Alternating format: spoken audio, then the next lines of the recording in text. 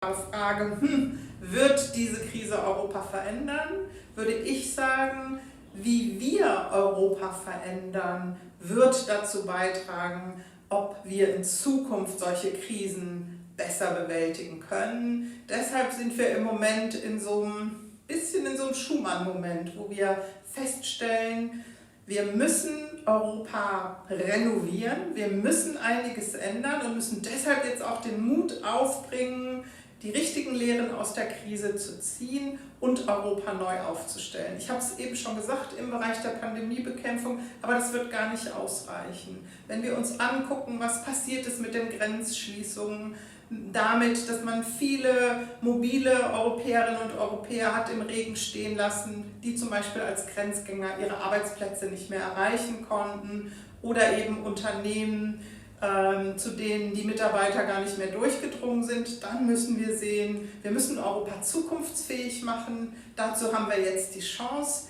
In der Planung ist die Konferenz zur Zukunft Europas und Europa muss jetzt den Mut haben, sich anders aufzustellen, wenn die Pandemie vorbei ist, nicht einfach in die alten Muster zurückfahren, sondern tatsächlich einen Paradigmenwechsel vornehmen. Das Covid-Recovery-Programm, das Wiederaufbauprogramm ist ein erster Schritt dahin.